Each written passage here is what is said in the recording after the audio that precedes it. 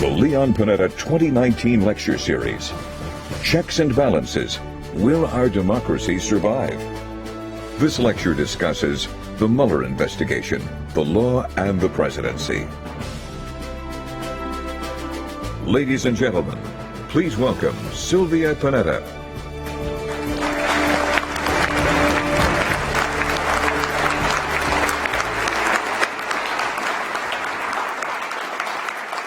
Good evening, everybody, and welcome. What a pleasure it is to see a full house and many, many familiar faces and even some new faces. It's wonderful to return to our season of Leon Panetta lecture series and to begin with our first lecture this evening. For 22 years, Leon and I considered the challenges facing our nation and then invited some of the most respected and bipartisan speakers to join us for these civil and frank discussions. We've done this because we believe that our community and our democracy are best served when we're willing to listen to all views. Our republic was built on the principle of working together to find consensus. This is how we solve problems in this democracy. At this point in the history of our nation, it's more important than ever that we take the time to listen to each other. Our Constitution makes clear that we, the people, are the most important check in our democracy. It's our duty to make sure that the institutions established by our forefathers are working to protect our freedoms, our rights, and our nation. They created a system of checks and balances to make sure that power would never be centralized in any one branch of government. This is why Leon chose the theme, Checks and Balances. Will our democracy survive? We, the people, are responsible to make sure that the Congress, the judiciary, and the executive are functioning within the limits established by our Constitution. Leon and I are thankful that you have decided to join us this year as we consider the challenges testing the institutions of our democracy, and we thank you for your support. Tonight, we apply the theme of checks and balances in considering the impact of the Mueller investigation and the law on the presidency. Presidents swear an oath of office to preserve, to protect, and to defend the Constitution. None of us, including the president, are above the law. Our democracy survives because we all follow the rule of law. Those who enforce the law have a special responsibility to ensure the fair and just application of rules that determine how our nation is governed. That is the purpose of the Mueller investigation. The Justice Department, the FBI, our intelligence agencies, the Congress, and the press to make sure our laws are followed and our nation is protected. Tonight we'll talk with three experts about whether our laws are being followed, one of the nation's leading experts on intelligence, a nonpartisan professional well-versed on the workings of the FBI, its relationship with the White House and the Justice Department, and one of the most savvy political reporters working today. We all know the Constitution is the highest law in the land, but who interprets it, who protects it, who applies it, and to what end? Our first guest is a retired Air Force Lieutenant General who served 2 tours in Southeast Asia and went on to serve as Director of National Intelligence from 2010 to 2017. His career began as a rifleman in the United States Marine Corps Reserve and culminated as a Lieutenant General in the United States Air Force. He assumed leadership of the National Intelligence Agency in 2010, becoming the nation's top intelligence official. He provided the president's daily morning brief and held one of the broadest portfolios on the entire government, overseeing 200,000 intelligence employees internationally, along with a $52 billion budget and high-profile organizations like the CIA, the NSA, and the FBI.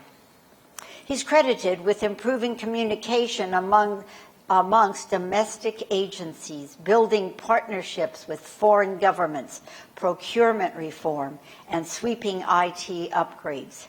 He was in the Situation Room during the famous 2011 raid on Osama bin Laden and also played a pivotal role in uncovering the likely parties at work behind the 2016 hack of the Democratic National Committee. He is the author of the new book, Facts and Fears: Hard Truths from a Life in Intelligence. So, ladies and gentlemen, please welcome James Clapper. Welcome. Thank you very much. Thank you.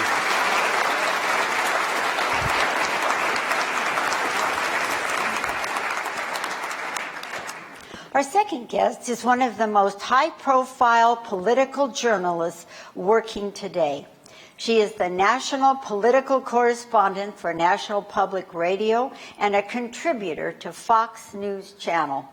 She joined NPR in 1985 as a general assignment reporter and newscaster.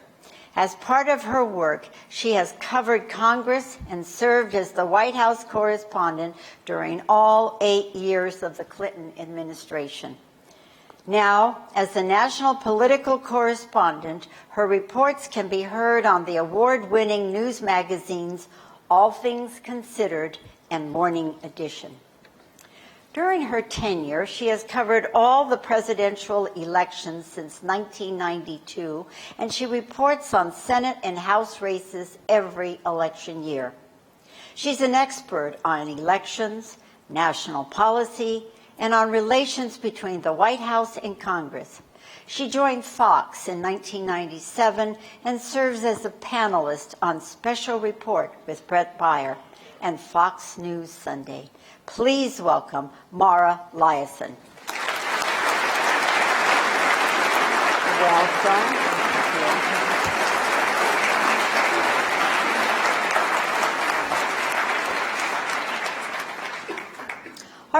Our third guest is the only person to serve on the staffs of both FBI directors Robert Mueller and James Comey before running the Drug Enforcement Administration under President Obama.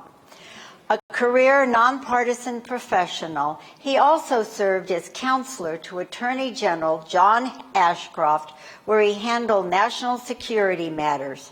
He served as the United States Attorney for the Southern District of Texas, one of the largest districts in the nation, with 6 offices, including one in Houston and 3 on the border of the United States of Mexico.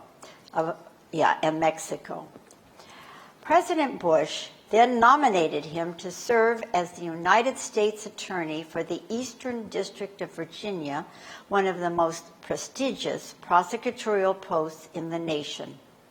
As that district's chief federal law enforcement officer, he supervised the prosecution of all federal crimes and the litigation of all civil matters involving the federal government. Help me welcome Chuck Rosenberg.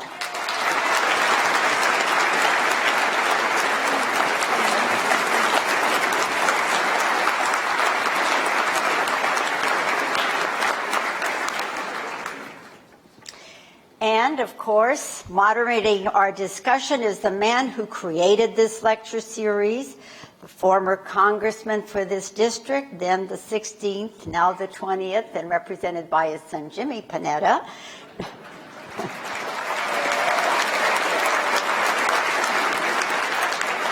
I had to add that.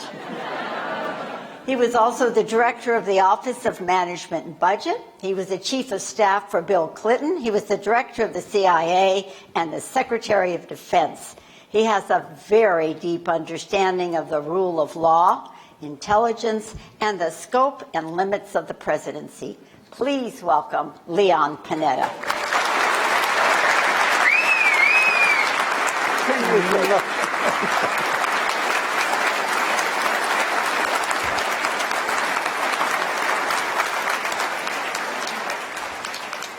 Good evening, ladies and gentlemen, and welcome to our 2019 Panetta Lecture Series.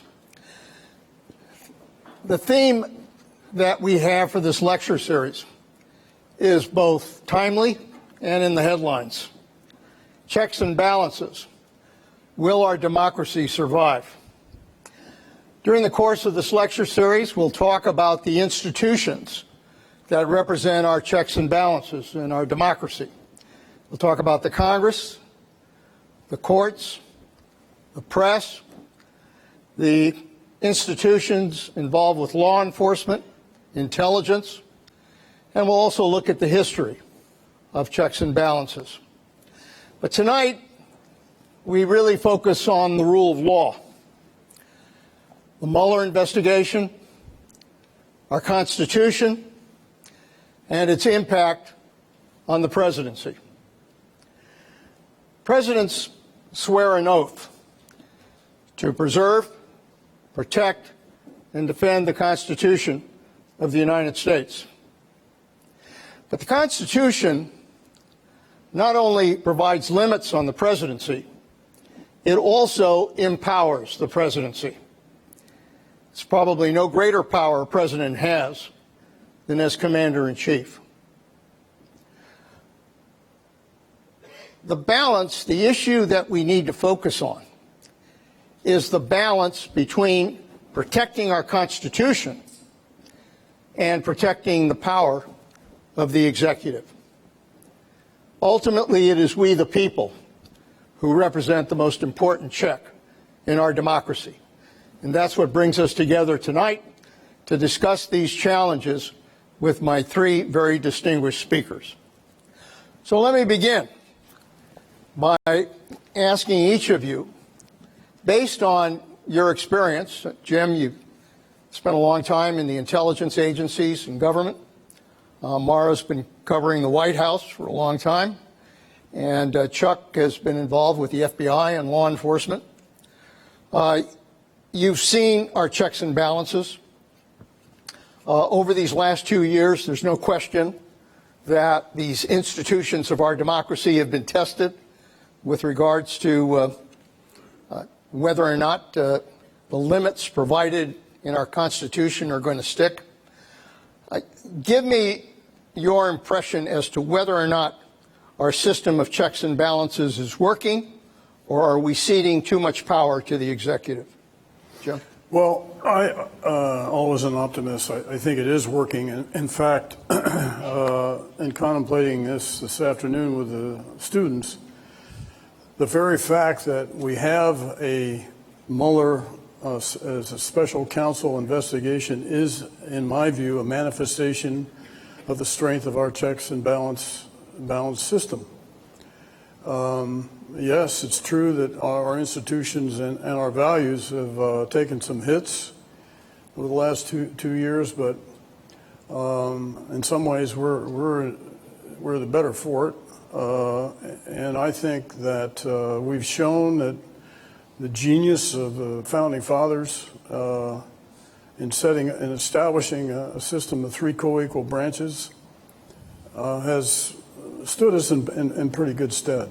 Mara will speak, and very eloquently so, about the importance of what's covered in the First Amendment. That is a free press. Also, another institution that's taken some assaults. But I think, by and large, we've done pretty well. Now, that's not to say that we can endure indefinitely those assaults, but to this point, I think we're doing okay. Mara? Yeah.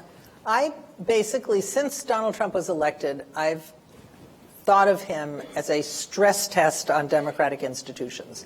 And it's useful to kind of tick through them and see how they're doing. First of all, the citizenry, voters, who I think rose to the occasion, decided they wanted a real check and balance on the president, and returned the Congress to divided government in November. I think that the judiciary is acting independently as they were designed to do. Bob Mueller has not been fired. The president's in a society where there were no checks and balances, the president's former campaign manager and his former lawyer/fixer would not be going to jail. And in terms of Congress, I think has got mixed grades as a check and balance in the first 2 years, but now they're going to be conducting, the House at least will be conducting its oversight responsibilities. And as far as the press, we have been under attack pretty regularly. The president calls us enemy of the people, fake news. At rallies, you can sometimes see somebody wearing a T-shirt that says, at Trump rallies, you can sometimes see somebody wearing a T-shirt that says rope, tree, journalist, some assembly required. All of that is disheartening. What's even more disheartening is kind of not even so much that he denigrates us from the stage at these rallies, but that this crowd, eats it up and chants all of the expletive deleted things about us that you can hear them say. But we are doing our job. Those of us who still exist in the middle of the spectrum, mainstream news organizations who try to be reality-based and fact-based, we are still doing a good job. And I think you could argue that in some ways this has been a remarkable period for journalism, not for the news business, but for journalism. There's great journalism being committed by my colleagues every single day.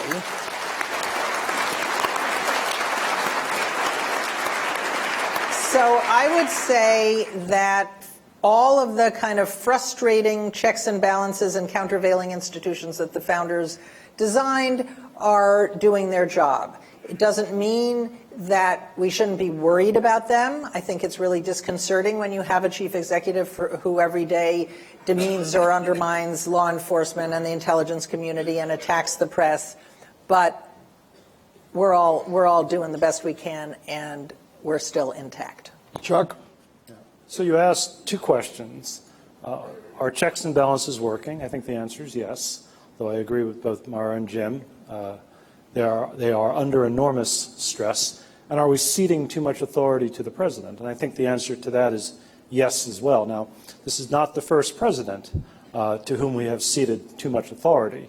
Lincoln suspended the writ of habeas corpus. Truman seized the steel mills during the Korean War. And FDR probably is in a class by himself in terms of some of the things that he did during the New Deal. I don't mean any of that as a criticism. I really don't. Just an observation. There's also a significant underperformance by the Congress as an institution right now, with the exception of Jimmy.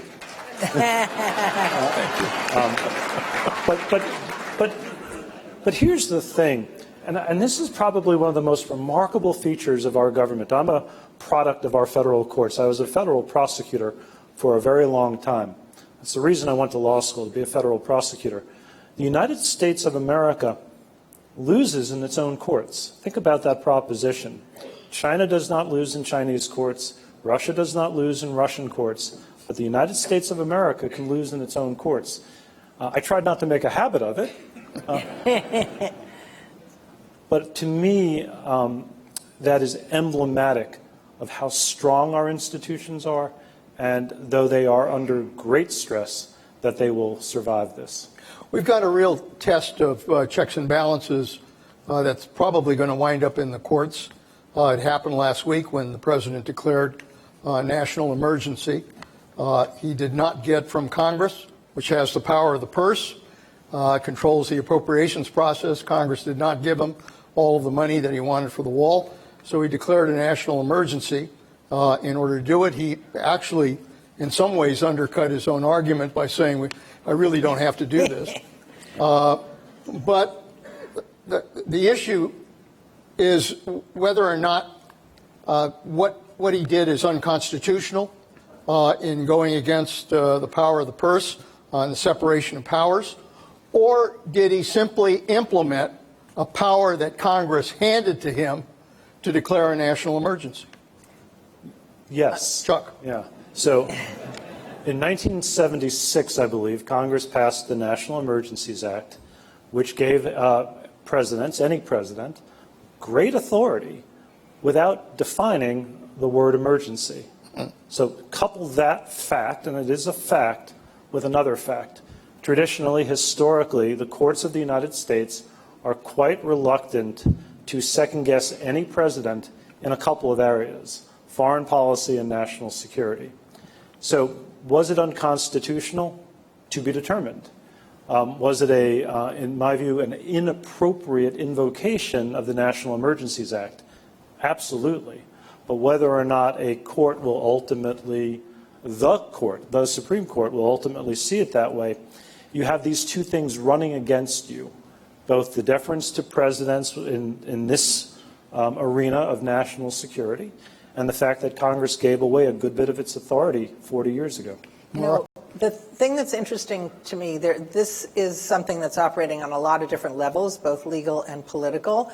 One, the courts will have to decide if he overstepped his bounds. After all, lots of national emergencies have been called by presidents, but I don't think there's ever been one right after the Congress rebuffed the president for doing what he now asked for, is declaring an emergency for.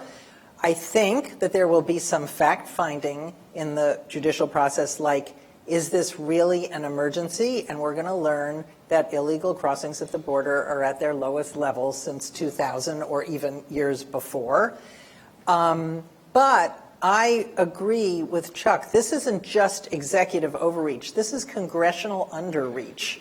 Congress has emasculated itself and basically written a law that pretty much says an emergency is whatever the president says it is. And Congress could fix that in about 5 minutes if they wanted to amend the National Emergencies Act and define what an emergency is. But so that's going to be this constitutional clash that will work its way through the courts. I don't think the president did this in order to increase the power of the executive. He did it for political reasons. And I think politically, regardless of what happens in the courts, he might come out on top, because what he wanted to do was show his base that he was fighting for the wall with whatever tools he could get his hands on, and that he wasn't going to give up. And even if he loses in the courts, he will have kept faith with his strongest supporters, because for him, the wall is kind of the be all and end all of his presidency right now. It's really become the biggest symbol of it. Jim? Well, for me, I had a different perspective on this, and that specifically is that the justification he tried to use is such a perversion of the truth, which unfortunately has become a state of normal. And it's a reason that I think, Leanna and I were one of the actually 60 former national security officials that signed a document that, taking issue with the president's action on this so-called national emergency. It isn't a national emergency. Now, we're very used to, distortions, misrepresentation, lies, but this, I think, is so bad that. I think, a lot of people are up in arms about it, and I certainly was for that reason. And that's one of the overarching concerns I have about what's going on today, and not only the effect on checks and balances, but just in general, the assault on truth. And those institutions that center on truth, and I refer specifically to academics, science, climate change, the media, the enemy of the people, law enforcement, the assault that the FBI steady assault that the FBI has been under, and my constituency, the intelligence community. And that is what is, that's dangerous for this democracy or any democracy is assault on truth. And this was such an egregious example of it that's why I signed up.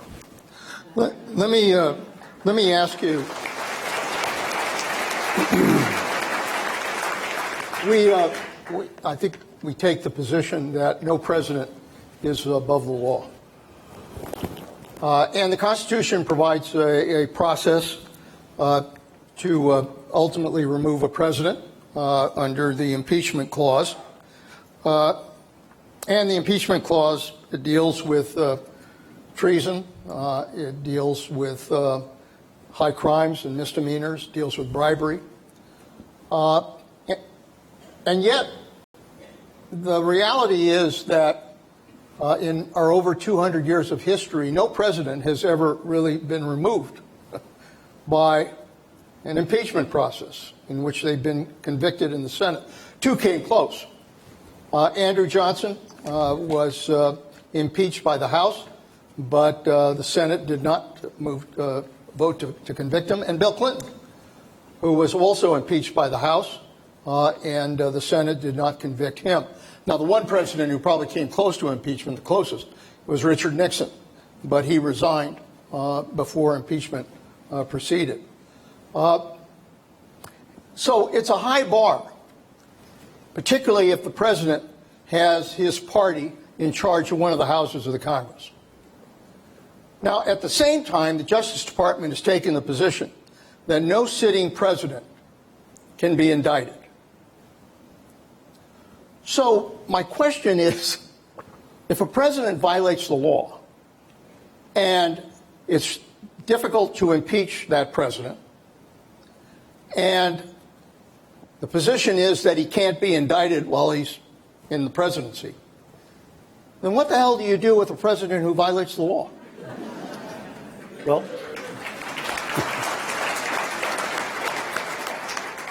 so the first and most obvious answer, if you put aside impeachment, is that you vote. I mean, the way we right these wrongs is by voting. You know, to Mara's point, that happened in 2018 in the midterms. People expressed their displeasure at the ballot box, but used a really important word. No sitting president can be indicted, but every sitting president becomes a former president, and there's no ban, there's no prohibition whatsoever on a former president being charged if that president committed a crime. There are some really interesting legal issues there, including whether, if a president is reelected, the statute of limitations could run on certain crimes that were committed either before he took office or early in his term. Fascinating question. Something I've thought a lot about, but I'm not smart enough to solve. Impeachment, though, is not impossible. Impeachment is just really, really hard. And I think it turns in part on what the reports say. I think that's going to be I don't know if that's going to be determinative, because you're right, it may not matter in the end if the Republicans control the Senate, but it might be. And so you do have remedies, but the Department of Justice policy as it stands, it's just policy, it's not law, it's not been litigated, it's not been adjudicated, is that you cannot charge a sitting president. So just to go to that point again, if someone were to try to indict the president, then what you're saying is that decision really hasn't been determined by the courts. Correct. It's not been adjudicated. It's been neither litigated nor adjudicated. And by the way, I don't think Bob Mueller is the straightest straight arrow I've ever met. I don't think on a frolic and detour he's going to say to hell with Department of Justice policy and charge a president. The department would have to sign off on that. And I believe Bill Barr said during his confirmation hearings that he didn't intend to revisit the policy. And I can tell you from the point of view of the White House, they do not believe the president will be indicted.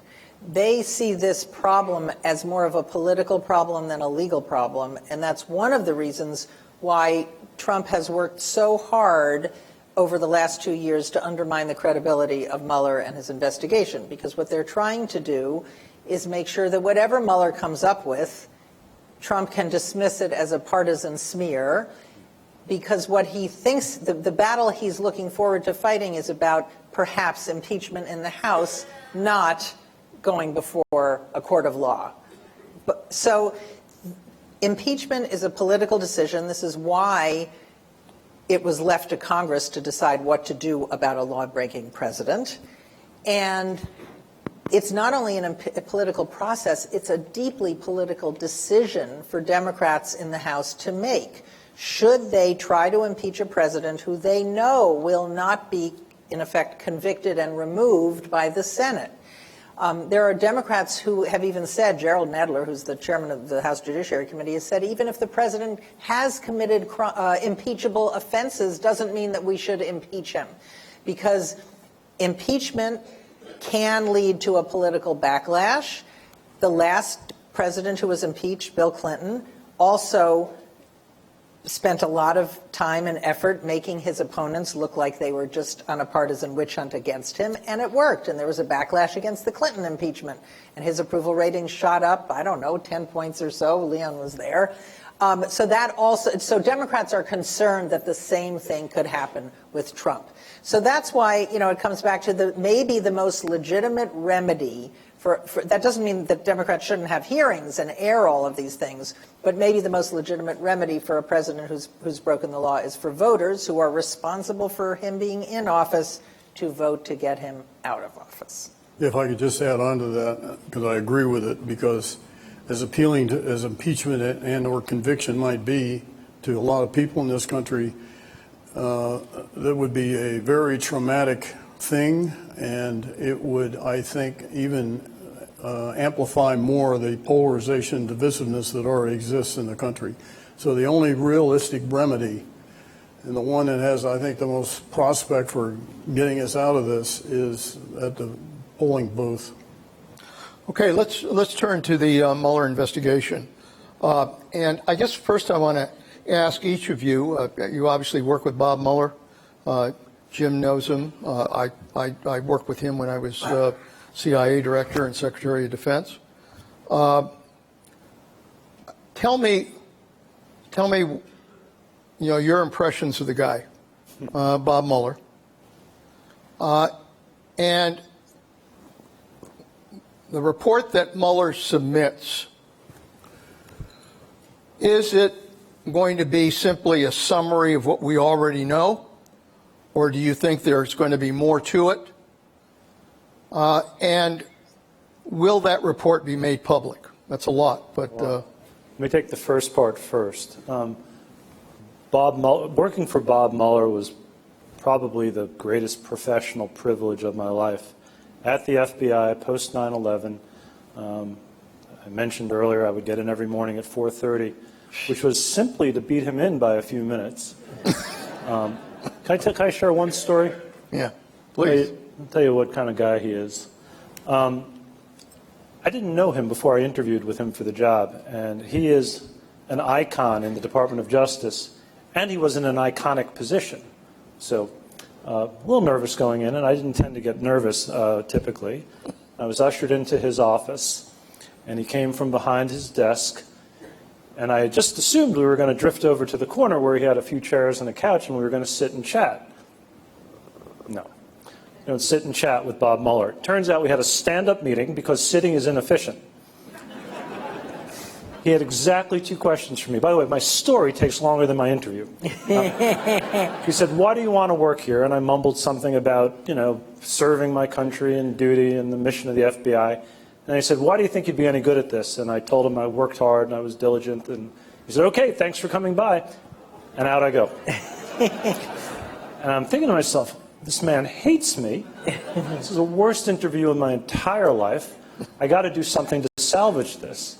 And on the way out the door, I noticed there's a baseball on one of his shelves, and I love baseball. So I said, "Oh, I see you're a baseball fan." He says, "Nope," and out the door I go.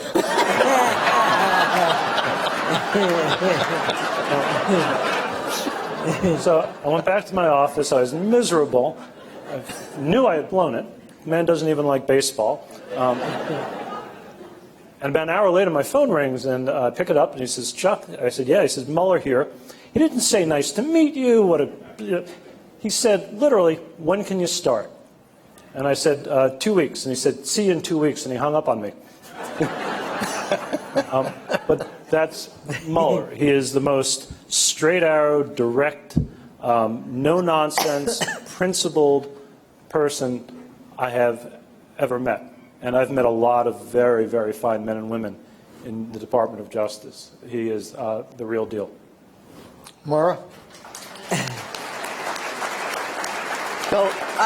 Talk to us about what you think the report is going to be. Okay. I've never met Bob Mueller, but I'm just really interested in all of these stories because one of the things, because Bob Mueller has conducted himself so ethically and not said a word, I think he's helped to create this incredible pent-up desire for him to explain all and solve every mystery and answer every question about the Russia investigation, which brings me to Leon's question. I don't know if he will do that. I think that he's not the 9/11 Commission, 2018 style. He has been tasked to find out what happened with Russian interference, see if there were any crimes committed along the way, whether there are crimes of conspiracy. By the way, there is no crime called collusion, but conspiracy, see if there was obstruction of justice. And I think for people who think that Bob Mueller is going to kind of solve all their problems, for those people who don't like Trump, I think they'll be sorely disappointed. There might be less of a kind of final resolution tying everything up with a bow with this report than people think. But I do think it will provide a roadmap for Congress, the Democratic House, who are going to continue their own investigations. And immediately after the report, two things will happen. There'll be a big fight over the report and whether or not it gets public. Maybe Mueller will testify on the Hill. And then there will be a series of House investigations based on whatever he presents. Jim? Well, first, inspired choice. And the country, I think, is blessed to have Bob Mueller doing what he's doing. It was my hope at the outset that this would somehow, some way, clear up the cloud that has hung over the country for the last couple of years and the cloud over this presidency. But like Maura, I don't think it's going to do that. I think it'll be a bit more ambiguous. I think he will stick meticulously to what the direction and the guidance that he's been given, and won't go beyond that. But I don't think this is the end of the process, because Congress has at least the House has at least three investigations going, and then there's Southern District of New York, State of New York, and the Eastern District of Virginia all have various investigations going on. So the president's legal challenges will not be over just by virtue of the conclusion of the Mueller report. One of the FAQs, frequently asked questions, I get on CNN is, where do you think, when do you think he's going to finish his report? And all I'd say is I think he's closer to the end than he is the beginning. Which, bottom line is that even though he closes shop, he gives his report, closes shop, that in many ways it isn't the end, but it may be the end of the beginning. Yeah. But there's going to be a lot of other investigations that'll continue. Jim, let me ask you about, there are three areas that he's got to look at. One is Russian interference. Two is whether there was any collusion between the Trump or the Trump campaign and the Russians. And then thirdly, obstruction of justice. Let me just focus on the interference by the Russians. This was a pretty bold attack by the Russians, and it was very broad.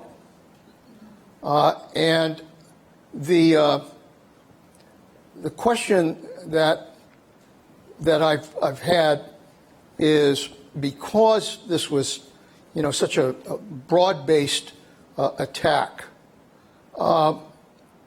Why did Putin do it? What was his objective? And did he achieve his objective? Well, first, the Russians have a long history of interfering in elections, theirs and other people's. And we have records going back at least to the 60s where the Russians tried to influence or engage, interfere somehow in every one of our presidential elections since then. The difference for this one was never as aggressive, broad-gauged, and multidimensional as what they did in 2016. I've seen a lot of bad stuff in my 50-plus years in intelligence, but nothing that ever disturbed me viscerally as much as this interference and what the Russians were doing was deliberately intended to undermine our fundamental system.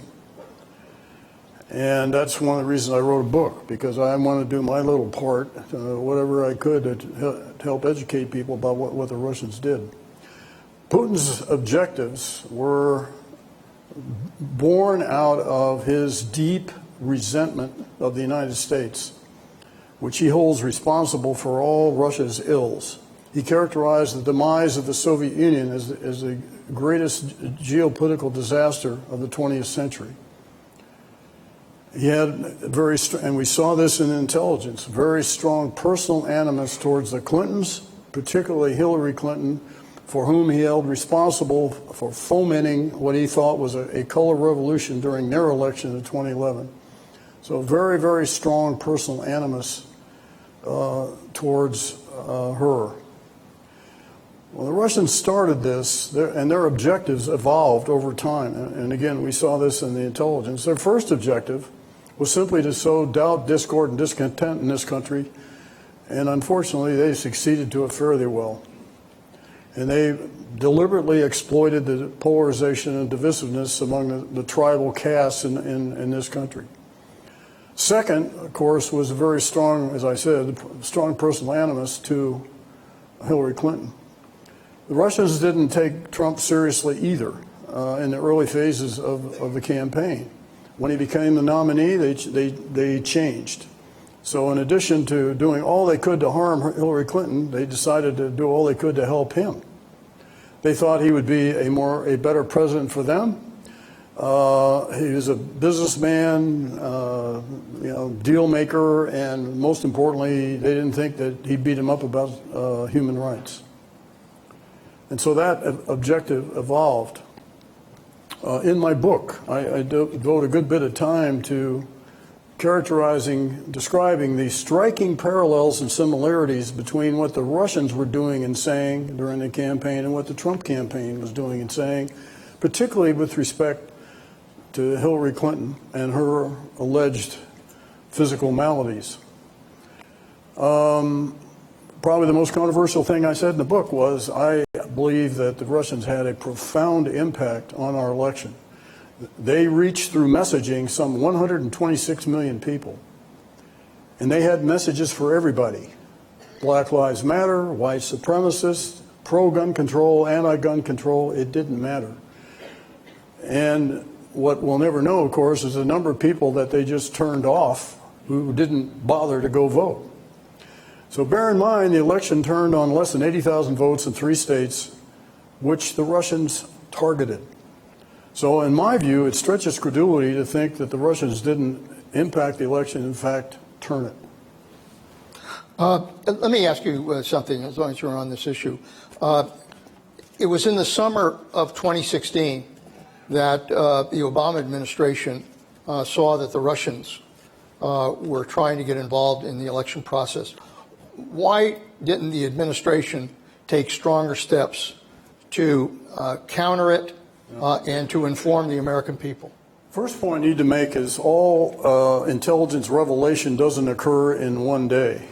So this, we expected the Russians, as they always do, to involve themselves, to reconnoiter, to collect against us and all that. So there's a certain ambient level of Russian activity that we expected. So in the spring and summer of 2016, when we began to see more and more evidence from more and more sources, and then we put all this story together. So by late summer, early fall, it was very, very alarming. And that set off a whole series of endless meetings in the White House Situation Room, debating about what to do about the Russian interference. Because we didn't really have a good template, historical template for what's been done in the past about this. So the things that inhibited us, the administration, was one, if the president, for example, made a big thing of it, went on national TV in prime time and made a big speech about it, would that only serve to amplify or magnify what the Russians, or dignify what the Russians were doing? More importantly, though, I think he was very reticent about putting his hand on the scale in favor of one candidate to the disfavor of the other against the narrative of Trump that the election was going to be rigged, since he, like everybody else, anticipated he'd lose. And President Obama was very reluctant to play to that narrative. And to be quite candid, in the attempts that the White House made to come up with a bipartisan statement that would be released to the public from both, which would be representative of both the Congress and the White House, and encountered a lot of pushback in the Congress, particularly from the Republicans, who didn't want to sign up to that. So you can do the coulda, woulda, shouldas all day long about we should have taken more aggressive action and all that. Probably Jay Johnson, who was then Homeland Security Secretary, and I were probably the most vocal advocates of speaking up and doing something and saying something to the public. And finally, through a series of interagency meetings, we reached agreement that Jay and I would put out a statement before the election, laying out what the Russians were doing and the fact that it was directed from the highest levels of the Russian government, meaning one guy. So we finally got our statement written and coordinated through the interagency, and we issued it on the 7th of October, a month before the election, which coincidentally was the same day the Access Hollywood audio tape came out, and the same day that John Podesta, also an interesting coincidence, that took care of his that. emails were dumped. So that took care of our message got lost in the shuffle. So we eventually, on the 29th of December, the Obama administration imposed a series of sanctions against the Russians. PNG, 35 of their intelligence operatives closed 2 dachas, one of which on the eastern shore of Maryland was a huge intelligence collection activity, and imposed sanctions on some GRU generals and some others. But the problem is, that's December after the election. I want to ask Chuck about collusion before we go to the first break. On the issue of whether or not there was collusion between the Trump campaign and the Russians, and obviously there were a number of initial denials that came from different individuals within the campaign. But now the understanding is that there was something like 100 contacts before the inauguration with Trump associates and the Russians. There was a Trump Tower meeting with his son, Manafort and Kirshner. There was a Manafort meeting with a Russian tied to Russian intelligence and the giving of polling data. Michael Cohen working with the Russians on the Trump Moscow hotel. Trump publicly asking the Russians to go after the Clinton email. So there's lots of circumstantial evidence here that there were ties to the Russians. Is there a smoking gun, though, that ties all of this to Trump? Not that I've seen, and it doesn't matter, and here's why. In all of my trials as a federal prosecutor, I think quite literally I never had direct evidence of a conspiratorial agreement. Let me explain what that means. Every federal judge at the end of every federal trial will instruct the jury on the law. And one standard instruction is that there is no difference between circumstantial and direct evidence in terms of how much weight you, the jury, may give to it. And the example, the paradigm example, is always you walk out of your house in the morning and there's snow on your front lawn. Did it snow? Yes. Did you see it snow? No. Is it possible someone drove up a truck and dumped snow on your front lawn? It's possible, but it's pretty implausible. And almost any rational fact finder would say, it snowed, I just didn't see it. That's circumstantial evidence, and it is entitled to just as much weight as direct evidence. And so you're not likely, Leon, to see direct evidence of a conspiracy agreement. I wish the criminals I prosecuted were that stupid. I wish they sat down and drafted together a conspiracy contract. Right? You do this, well, you buy the ski mask, we'll get the getaway car, we'll case the bank, and then everyone just signs their name to it. We would probably make that exhibit number 1 and blow it up to 7 feet by 10 feet. But you don't see that. And so those things that you iterated are what you typically see in a conspiracy case. lots of pieces of circumstantial evidence that good agents collect and good prosecutors argue to a jury. So what you're saying is that if you actually went to trial on those issues, you might have a pretty good chance. Look, the more things you have, the better your case becomes. But I just don't want people to have this impression that, oh, it's only circumstantial, because the law makes no distinction. You know, you hear this too. You hear it, well, it's just hearsay. For those of you who are prosecutors or defense lawyers in this room, you know that there's some 24 exceptions to the hearsay rule in federal court. Hearsay is admissible, circumstantial evidence is compelling. It just is not the law to require a smoking gun. That happens in Hollywood, it happens on television, it doesn't tend to happen in real life. Can I ask Chuck a quick question about evidence?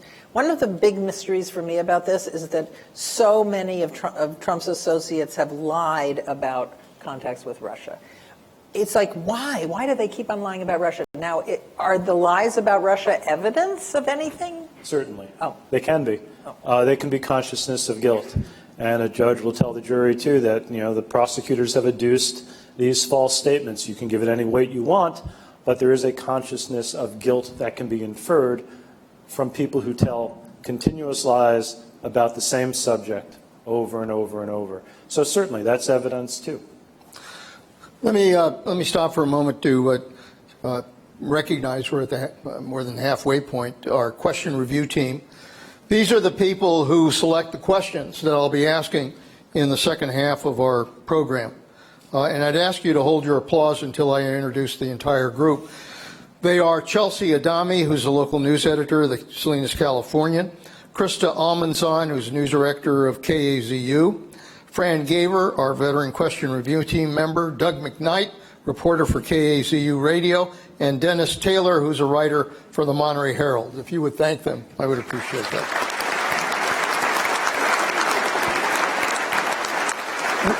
We also have with us a group of students representing those who attended the afternoon student program. We had a great student program for students from DLI and Navy Postgraduate School and colleges, high schools. It was wonderful. And what I'd like to do is to ask all of those students to rise if they could at the moment. Remain standing. There are 7 schools represented tonight: the Defense Language Institute, Middlebury Institute of International Studies, the Monterey County Office of Education, Monterey High School, Monterey Peninsula College, the Navy Postgraduate School, and Santa Clara University. Thank you all for coming.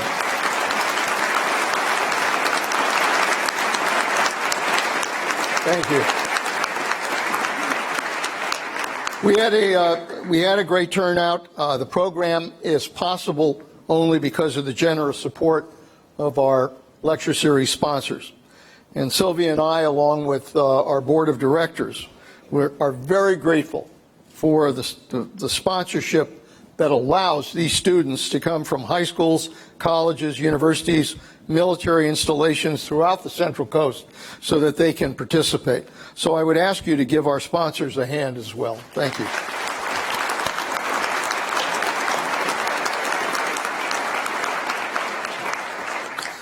Before I get to those questions, I want to touch on this last point of the Mueller investigation, which is obstruction of justice.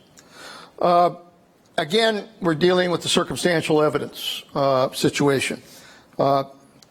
You've got, obviously, the president who, through a number of attacks, I think something like 1,100 tweets, has gone after the Mueller investigation. He asked Comey to back off of the investigation of Mike Flynn. He fired Comey and told NBC that it was because of the Russia investigation. He's considered pardons for his associates and family. The defense would argue that the Constitution gives the president sweeping power to hire and fire, to start and stop law enforcement proceedings, and grant presidential pardons. The argument seems to come down to, if the president is so brazen about his attacks on law enforcement, that it becomes difficult to prove a conspiracy or provide the corrupt intent for obstruction. Is that right? Let me use an example sort of illustrate why I don't think it's right. If the president wanted to make Mara the ambassador to France, that's certainly within his Article 2 executive authority. No problem, no question, right? But what if he did it in return for a $5 million cash bribe? I think people would be deeply troubled by that. You should be. That's a crime. And so I don't think the president, any president, has unfettered executive authority if the intent of his actions, and intent is what's so important here, is to obstruct a federal criminal investigation. Now, you don't have to succeed in obstructing it. Under the obstruction statute, the word is whoever endeavors. So if I tried to kill a witness and I failed, or I tried to intimidate a witness and that witness still testified against me, I'm still guilty of obstruction. So you don't have to succeed, you do have to intend, and I don't believe you can read Article 2 that broadly to permit corrupt, obstructive acts to be outside the ambit of federal law. And, you know, just one thing from my reporting at the White House, there are many things that Donald Trump does where he knows what he's doing. In other words, when he repeatedly attacks Mueller, he has a goal in mind, a political goal. He wants to undermine his credibility. But in terms of the obstruction question, the way it's been explained to me is that Donald Trump really believes that he was merely defending himself. In other words, the guy came at me with a knife. I had to blow his head off. In other words, they were attacking me. I had to get rid of Comey.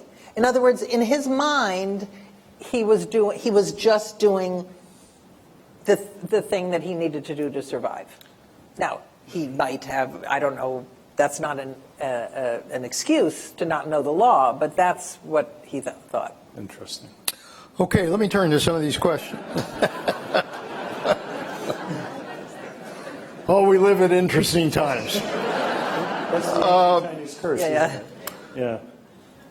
Can a president, again, Constitution provides very broad powers of the ability of a president to pardon.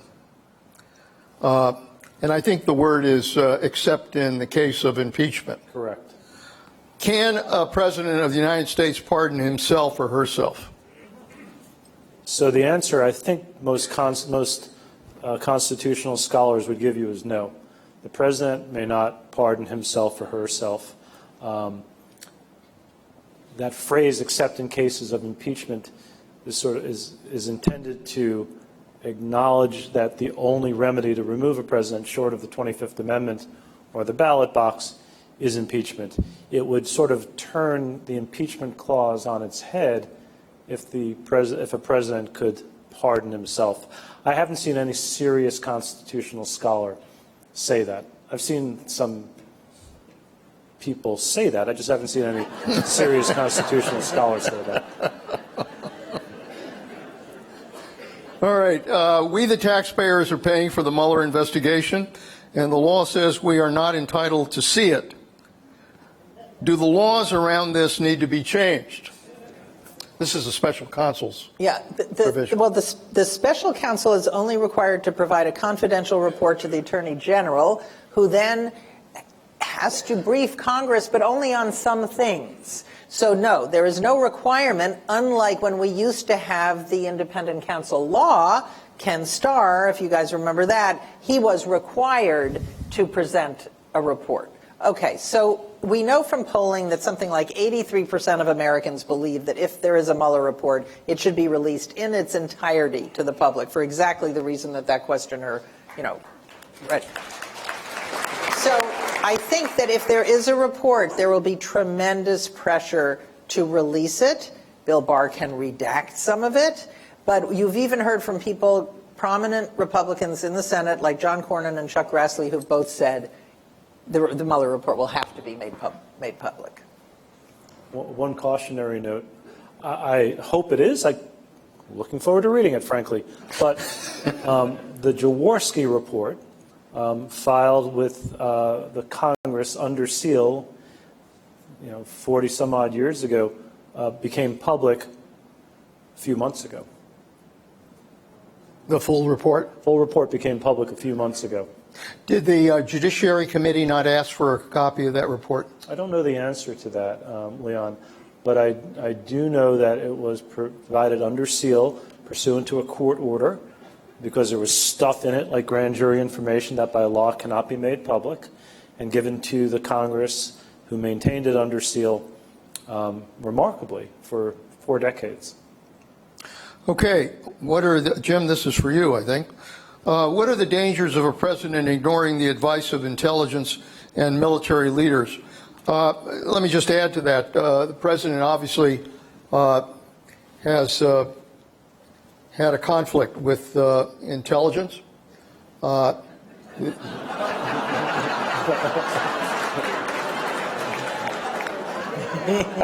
think you got the double meaning here. He's obviously questioned the assessments by the intelligence. And intelligence has come out with very different assessments on North Korea, Iran, ISIS, and he raised concerns about that. What are the dangers of a president who, rejects the information that intelligence is presenting, and what does the intelligence officials do in that situation? Well, first of all, I think it needs to be said that the commander-in-chief, a policymaker, to include policymaker number one, always has the prerogative of accepting, rejecting, or ignoring the intelligence that is teed up to him or her. And President Trump has that prerogative. I would offer, though, that doing so on a repetitive, routine basis over a long period of time on multiple issues is pretty dangerous. Dangerous for the country and dangerous for his presidency. We've been pretty fortunate, and we really haven't had, God forbid, an event of the magnitude of a 9/11, or God forbid, a serious nuclear confrontation with Russia, for example, just to name two. And if we did, the president will need the assessments, the facts, the evidence that only the intelligence community can give him, and his gut won't be enough. So again, I think over time it's his prerogative, but over time it's not good. The other thing about this is there should be, and under ideal circumstances, a bond of trust between the president and his or her intelligence community. And that bond of trust needs to work both ways. And when there is distrust and suspicion, and when the president is given to personal attacks, personal assaults on the people who are trying to serve him, that is not good. Yeah.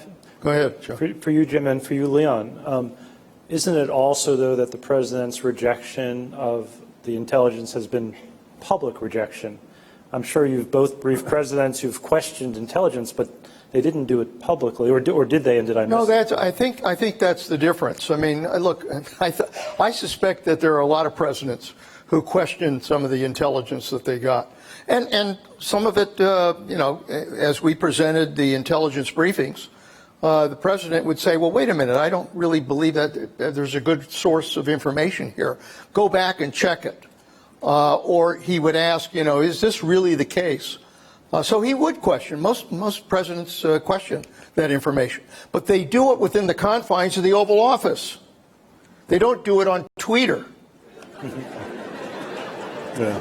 And that's the difference. It really is disconcerting to have it go public when he objects to that kind of information, because, the intelligence officials are presenting the best information they had. Look, the PDB, and Jim can agree with this, the PDB, which is the Presidential Daily Bulletin, we all got it in the morning. And when I was at the CIA, I obviously got it when I was just driving in. You read that damn thing, and it's pretty depressing, because it's about all of the threats in the world that are aimed at the United States. And look, some are serious, some are not. But the duty of a president is to look at all of that, because that's all about potential threats to this country. And if you ignore it, if you don't want to pay attention to it, that's dangerous.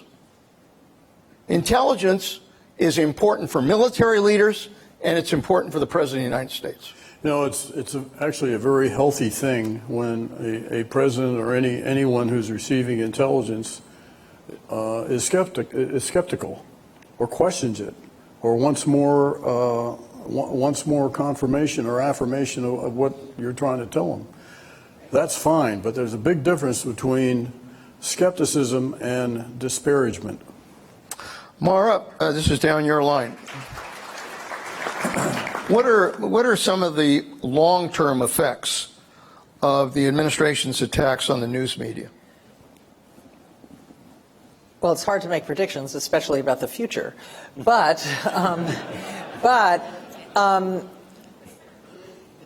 don't know what the long-term effects will be because it depends on, is he the president for 2 years, another 2 years, 6? Don't forget there are so many other pressures on the news media that kind of amplify the attacks that Trump makes about fake news, enemies of the people, etc. The whole idea of fake news, there was real fake news out there. Some of it was manufactured by the Russians. The danger of fake news or propaganda or disinformation is not just that people will believe it, but that then they won't believe news that is fact-based and reality-based. And it's not just the president, although to have the most powerful man on the planet constantly trying to undermine the press is really scary. It's bad for democracy. But the business model of social media also increases polarization, destroys trust in institutions. I mean, if we are becoming a very low trust society, which means people don't trust our basic institutions, they don't believe what they read in the press.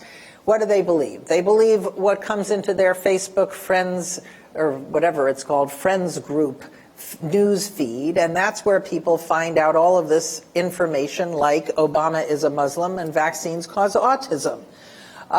So that's, the problem, the business model of social media, which is to keep you online longer so they can sell more ads, which means feeding you more extreme content because that's what they've found through their algorithms will keep people on longer. That destroys trust and makes it hard to have a kind of fact-based system. So all of these things are really scary to me. I mean, like I said before, I operate in the small, unfortunately getting smaller realm of mainstream news organizations that try to be reality-based and fact-based. But if we're not a society that starts with facts and works our way to opinions as opposed to the other way around, where too much now we start with opinions and then backfill a few convenient facts we found somewhere, we can't have a useful discussion or a debate about anything. So that really worries me. I think that there will not be another president exactly like Donald Trump in terms of his their disrespect for democratic institutions, including the press. I'm not saying we're going to go back to the way things were. We don't just have Walter Cronkite and 2 networks. I mean, the difficulties of the press have been well chronicled, and they started long before Donald Trump.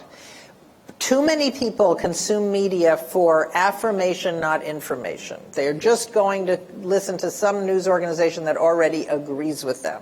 And the news media is incredibly polarized, and that happened before Donald Trump. The joke is Fox and MSNBC don't even cover the same natural disasters. But, so those things are the genies that can't be put back in the bottle. But I believe that the next president will not only not make those attacks, they will go out of their way to reaffirm their commitment to basic democratic principles, including the First Amendment. That's my hopeful prediction about the future. Chuck, let me ask you this. Jeff, I think it's important to look at the role of the Justice Department and the role of the AG. Jeff Sessions obviously recused himself, I think properly. Properly so, I agree. Suffered for it. And the president criticized him for recusing himself because he wanted an attorney general that would protect him on that issue. When you look at the role of the attorney general, I mean, John Kennedy appointed his brother, Bobby Kennedy, as Attorney General. And Eric Holder, obviously, was Attorney General for President Obama. Where is that line between enforcing the law and loyalty to the president? Yeah, it's a really, really good question, Leon. So let me answer it in two ways. I mean, we all recognize that the president gets to pick his cabinet, and part of the cabinet is the attorney general. And so there's the attorney general role as policymaker. The president wants to impose certain policies, and some of them involve, let's say, prison reentry or, rehabilitation or sentencing reform. That's an appropriate policy role for the attorney general. But attorneys general, by the way, that is the plural, it's attorneys general, have to be really careful when they have their law enforcement hat on, because that has to be, as Jim Comey would say, an other in American life. That cannot be part of the executive branch. Here's the way I think about it. When I was at the FBI, and I had the privilege of serving there on 2 occasions, there are 37,000 men and women, agents, analysts, forensic scientists, professional support in the FBI. Do you know how many of them are politically appointed? One. The director. That's it. Nobody else. And when I had the privilege of serving as the United States Attorney in Eastern Virginia, though I had been a line prosecutor in that office and a career civil servant, when I was in that role, I was the only political appointee. The political layer and the enforcement components of the Department of Justice are by design extraordinarily thin. So if you're talking about AG as policymaker, fine. But if you're talking about AG as law enforcer, you have to maintain that independence. And that's how we are brought up in the Department of Justice. We don't talk about politics. We don't think about politics. We try hard as hell to not be human beings and discuss politics like other human beings do. And so I think of it in those two separate ways. I hope it makes some sense. Yeah, just to follow up on that, when James Comey did what he did with regards to the Hillary investigation, do you think he made a mistake in not following the standards? So I'm biased because Jim is my friend, and I think Jim does an extraordinary job of I'll answer your question. I think Jim does an extraordinary job of explaining his rationale in his book, that it was almost quite literally a unique situation in which there was an open investigation of a major party candidate for president, and that if he did not put it to rest, it would have been leaked, or he would have been accused of covering up the fact that there was an investigation. His rationale makes sense. On the other hand, it has always been the policy of the department not to talk about cases we don't bring, and that's a double negative. But it's appropriate here. We don't talk about things we don't bring. We talk about cases we do bring, and we talk about them in court. And you almost can never go wrong falling back on policy. So I understand Jim's argument. He's an incredibly thoughtful guy of why he thought this one was different. And frankly, in July, when he announced that he was going to recommend against charging Hillary Clinton, people were not as upset as they were later in October and November when he announced that he had reopened and then closed the case. I think the rationale for that is different. But I think if there is a fault, and I tell you, Jim is a dear friend of mine, it's in that he thought that there needed to be an exception to our policy. I don't make any money off his book, but read it, because he has an extraordinarily compelling rationale for what he did. You may disagree with it. So wait, you're sympathetic to what he did in July, but not in October? No, actually the opposite. In October and November, he had told Congress when he testified there that if things changed, he would tell them. That's right. And then things changed, and then he told them. So I think in October and November he was in a box. There are, it's a sort of, there's more nuance to it than that. But I understand why he did what he did, and like I said, I think he's an incredibly thoughtful guy. None of it was political, but he strayed from our policy. Let me ask you something. Accepting the rationale that he presented, the concern I have is and it's always a danger when FBI directors try to touch political issues. But having done what he did with Hillary Clinton, when the FBI found out that the Russians were interfering with our election process and that there was some contacts with the Trump campaign, why did he not think that that was worth revealing to the public? I think there's a simple, but I hope not simplistic answer to that question. From Jim's perspective, the Clinton investigation was over, and he was announcing his recommendation. The Russia investigation was ongoing. It's another policy of the department, with a very rare exception, that you don't talk about ongoing investigations. And so that strikes me as a fair distinction between the two. Some people don't like that, and I get it, because they see the two as equivalents. But a closed investigation and an open investigation, in my mind, are different animals. Jim, you went to North Korea. The president is going to North Korea as we speak. Right. He's going to Vietnam, I think. Well, you're right. Yeah. You're not going to North Korea. Maybe it would be a good thing. If he was going to North Korea, yeah, we'd be really concerned about what we have to pay to get him released. So he's going to Vietnam, and he's going to meet with Kim Jong-un. He had the initial meeting in Singapore, and although there was some peripheral benefits to that, we really didn't get any steps towards denuclearization. So he's going to meet in Vietnam now. And I guess my question to you, based on your knowledge of the North Koreans, is whether or not he's going to be able to get them to take verifiable steps to denuclearize. I doubt it. I supported the idea of President Trump meeting with Kim Jong-un in Singapore in June. When I was there, and I had quite a bit of dialogue with senior North Koreans, and I was struck by how stuck they are or they were on their narrative, and how stuck we were on our narrative. You know, my first White House issued talking point that I was supposed to recite to the North Koreans when I went in November 14 was, "You must denuclearize before we'll talk to you." Well, I was there about 5 minutes, and I understood right away that was lost cause. They were not going to denuclearize, and why should they? From their vantage, it is their ticket to survival.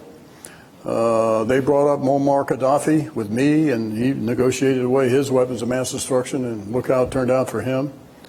And they realize their weaknesses, particularly militarily, in relation to the Republic of Korea. They understand the economic straits they're in, and they also understand that no one would pay any attention to North Korea if it weren't for the nuclear capability. I would offer that the reason for their temperate behavior of late has not much to do with anything we've done or said or any of the tweets. It has much more to do with the fact that the North Koreans have achieved whatever it is they think they need for nuclear deterrence. Now, that may not be the way we'd grade it or evaluate it, but in their mind, they've achieved nuclear deterrence. So for the first time ever, they can come to the negotiating table not as a supplicant, which they've always been in the past. So anyway, I supported it. I thought the president squandered the huge leverage he had just by virtue of agreeing to meet, which is something the North Koreans have lusted for the whole existence of the DPRK. That's their name, the Democratic People's Republic of Korea. Kim Il-sung did, Kim Jong-il did, and now the grandson, Kim Jong-un. And that is a big deal to them, just having a direct meeting as co-equals. The question that I wish President Trump had asked Kim Jong-un the first meeting, and maybe now it'll be a do-over, is to ask him, what is it would take to make you feel sufficiently secure that you don't need nuclear weapons? Now, we might not like the answer to that, but it seems to me, if we're going to design a negotiating strategy, it'd be useful to know that. And right now, we don't. So I don't hold out much hope. It's a good thing that we're not having missile tests and underground explosions and all that. But I think it has less to do with what we're doing and much more to do with what the North Koreans think they've achieved. And I think, they're not going to be in my lifetime when they'll denuclearize. Yeah. Chuck, credibility of the FBI. You're a longtime member of the FBI. It's had a series of problems over these last number of months. The IG obviously criticized Comey on the way he handled the Clinton emails. He determined that McCabe lied, that some agents had political biases, that the FBI retaliated against whistleblowers, that they missed opportunities to prevent mass shootings. Obviously, they've been impacted. If you read the New York Times today, they're having a hard time on recruitment. My question is, what's going on? How bad is the situation, and can the damage be repaired?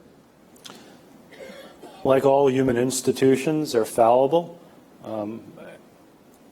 I've never been in a place where I see people working harder to try and get it right, but sometimes people fail. And I'm sure the list is actually longer than that, Leon. What pains me is that we don't talk about their list of successes, not just attacks that are prevented, but children that are recovered and frauds that are unearthed. They have a remarkable list of successes too. That said, I understand that's not as interesting. I get that. I regret that, but I get that. Here's where it really hurts. When the riots in Ferguson took place, the police department in that city was not trusted by the people who lived there to figure out what happened. And so the FBI went in force and knocked on doors, and I believe in every instance, citizens who are very, very, very angry at the Ferguson PD talk to the FBI. For us to succeed, we need people to trust that the FBI really is that other in American life. We don't just have to be fair, we also have to be perceived as fair. And so when you reference those text messages between two FBI employees, what people lost in the IG report was this finding, that there was no evidence that the political biases expressed in those text messages, or frankly anywhere in the FBI, influenced the outcome of their work. People don't remember that part of it. People remember that a couple of employees exchanged highly inappropriate text messages. And so there's the need to be fair and the need to be perceived as fair. And that's what I think worries me right now. And if recruiting takes a hit, that's a problem. If the FBI can't knock on doors and get honest answers to important questions, that's a problem. If they stop being that other in American life, that's a problem. So am I worried? Not dramatically so. Can it be repaired? Absolutely. But it's hard. And these are all setbacks. And they ought to concern all of us. Jim, we're in the last few minutes here. I wanted you to tell the story about your failure to... Which one? Your failure to get good intelligence when you appeared at an event at the CIA. Well, the event that Leon's talking about is when he was leaving CIA to go be Secretary of Defense. So I was one of a number of speakers that came to pay homage to Leon as he was leaving. And they had a big tent, circus tent set up in the front yard of the CIA. So when I got up, I don't know, I was 6th or 7th speaker. And I thought, well, just to get a rise out of the crowd, I said, I'm reminded of the apocryphal line ascribed to Elizabeth Taylor's 8th husband when he said, I know what I'm supposed to do, but how do I make it different? So, think about it. So it got the desired effect, and so we're all done, and we're trooping off the stage, and Tish Long, who was then the director of NGA, the first woman ever to be a director of a major intelligence agency. And Tish came up to me and she says, hey, guess who's here? My heart sank. In attendance was Senator John Warner.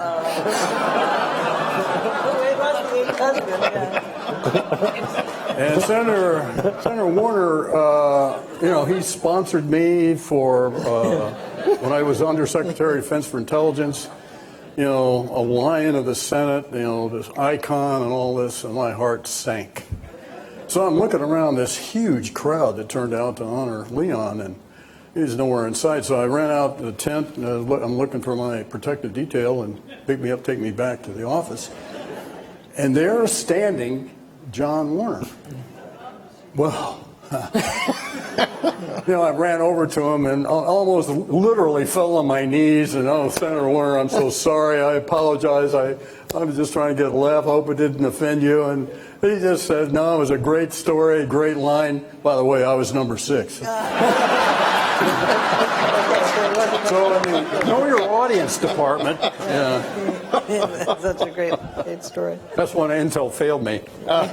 Really. Ladies and gentlemen, that brings us to the end of this program. Again, I really do want to stress the importance of we the people. That's the beginning of, those are the words that begin the Constitution, we the people. And I think ultimately it really is up to we the people to be the ultimate check and balance. We have a lot of institutions. I think some of those institutions are performing well, some are not performing so well. But the reality is that in the end, it really is we the people who make the final decisions with regards to whether or not our democracy will survive.